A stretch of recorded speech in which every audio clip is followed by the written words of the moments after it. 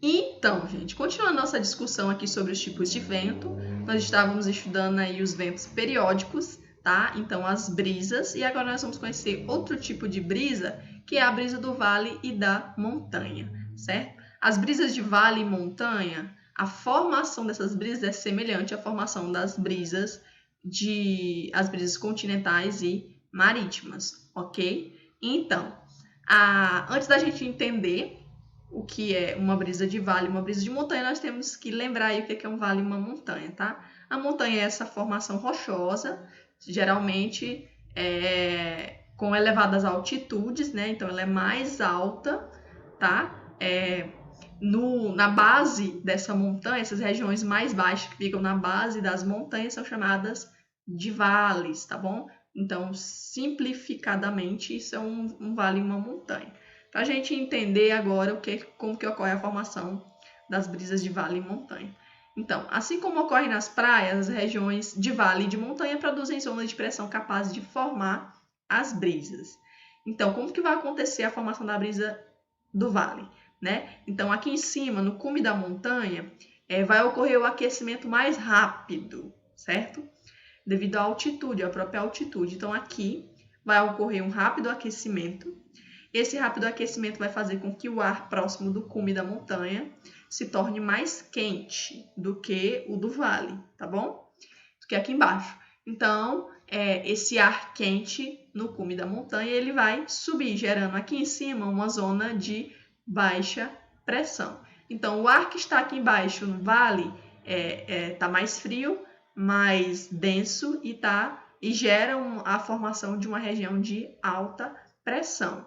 O que vai acontecer? Como aqui tem uma região de baixa pressão e aqui em cima tem uma região de alta pressão, o ar vai se movimentar da região de alta pressão para a de baixa pressão. Então, vai formar-se uma brisa que vai soprar do vale em direção à montanha durante o dia, certo? Isso é a brisa do vale, semelhante lá, né? A brisa marítima, né? Então, observem aí, ó. Durante o dia, o topo da montanha sofre maior aquecimento do que o vale, criando uma zona de baixa pressão. Então, aqui em cima, forma-se uma zona de baixa pressão. Isso faz com que o ar frio e mais denso do vale seja direcionado para cima, deslocando-se pelas encostas da montanha. É a chamada brisa do vale. Então, a brisa do vale, portanto, vai soprar do vale em direção à montanha durante o dia, ok? Então, vamos agora ver a brisa da montanha. Durante a noite, ocorre o inverso. Aqui fica muito mais frio do que aqui embaixo, certo? Então, aqui no topo da montanha vai estar muito mais frio do que aqui embaixo. Então, como aqui embaixo está mais quente em relação à montanha, o ar aqui vai ser aquecido, certo? E esse ar do vale aquecido, ele vai subir, gerando aqui embaixo no vale uma região de baixa pressão, certo? De baixa pressão. Então, aqui embaixo no vale vai ser formada uma região de baixa pressão. E o contrário, aqui em cima, o ar vai estar mais frio, mais denso. Aqui vai ser formado, né, uma região de alta pressão, certo? Então, essa diferença de pressão atmosférica vai fazer com que o ar aqui em cima, no cume da montanha, que está mais denso, mais frio, uma região de alta pressão, desça em direção à região de baixa pressão aqui no vale, certo? Gerando a formação da brisa da montanha. Então, o que vai ser, portanto, a brisa da montanha? Movimentação do ar do cume da montanha em direção ao vale durante a noite. Então, tá aqui, ó. No período da noite, a temperatura do cume da montanha é perdida mais rapidamente do que o vale, criando uma zona de alta pressão na montanha e de baixa pressão no vale, né? Devido a essa diferença de temperatura, de densidade do ar nos dois locais e de pressão, o ar mais frio do cume da montanha tende a descer em direção ao vale, certo? formando a brisa da montanha. Então, só para concluir aí a brisa do vale e a brisa da montanha.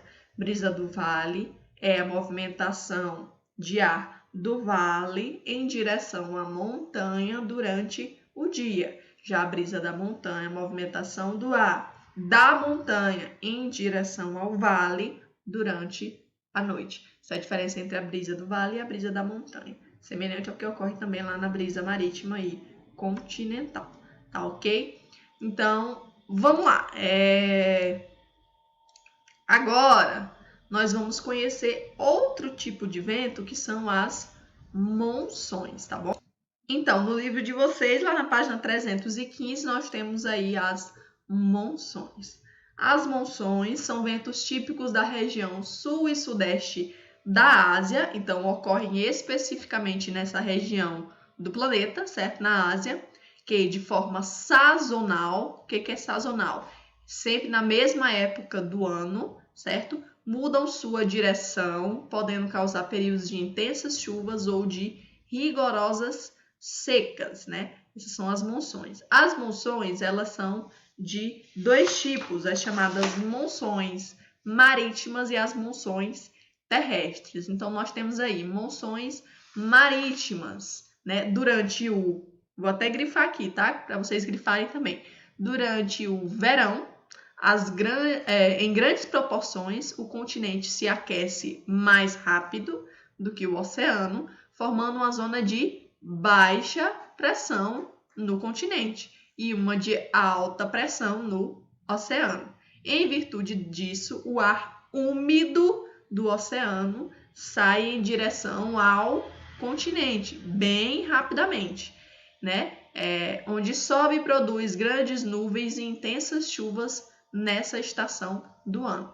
Então, no verão, né, o ar úmido do oceano é deslocado rapidamente para o continente, produzindo intensas chuvas durante o verão. Lá na Ásia, tá, gente? Essa é a monção marítima. Por que ela é chamada de marítima? Porque ela sai do mar em direção ao continente durante o verão, devido a essa diferença de pressão atmosférica, ok? Gerando intensas chuvas, monção marítima. Já a monção terrestre está aqui, ó, no inverno, os oceanos demoram mais tempo para perder seu calor em relação ao continente, de modo que há acúmulo de ar mais denso no continente. Então, a região de baixa pressão, no caso da monção terrestre no inverno, acontece no oceano. Então, sob o oceano, forma-se uma região de baixa pressão e sob o continente, uma região de alta pressão. E o ar vai ser deslocado dessa região de alta pressão do continente em direção ao oceano, que é uma região de baixa pressão, certo? Então, tá aí, ó. Os oceanos demoram mais tempo para perder seu calor em relação ao continente, de modo que há acúmulo de ar mais denso no continente, de alta pressão, mais denso, mais frio. Esse ar se desloca para os oceanos, levando consigo a umidade presente no continente. Como resultado, há um período de rigorosas secas. Então, no inverno, lá na Ásia, portanto, vai ser uma época seca. Então, tá aqui na página 315 do livro de vocês, né? Mostrando a figura da formação das monções marítimas e monções terrestres. Aqui do lado esquerdo, nós temos as monções marítimas, em vermelho, mostrando aí que sob o oceano forma-se uma região de alta pressão, sob o continente uma região de baixa pressão. O ar vai se deslocar dessa região de alta pressão em direção a essa região de baixa pressão, portanto, do oceano para o continente, levando ar bastante úmido e gerando a formação de chuvas. Isso acontece durante o verão, ok?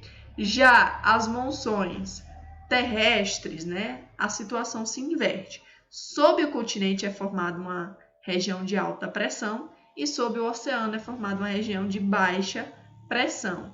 Portanto, o ar vai se movimentar dessa região de alta pressão para essa região de baixa pressão. Portanto, do continente para o oceano, levando toda a umidade do continente, deixando aqui no continente, portanto, uma região bastante seca, certo? Uma época bastante seca, certo? Então, nas monções terrestres, né, os ventos vão se formar do continente em direção ao oceano, carregando a umidade, deixando, portanto, o continente bastante seco, e ocorre durante o inverno, lá na Ásia, tá, gente? Portanto, essas são as monções. No nosso próximo vídeo, nós vamos conhecer outro tipo de vento, que são os ventos ciclônicos. Beleza? Então, até o próximo vídeo.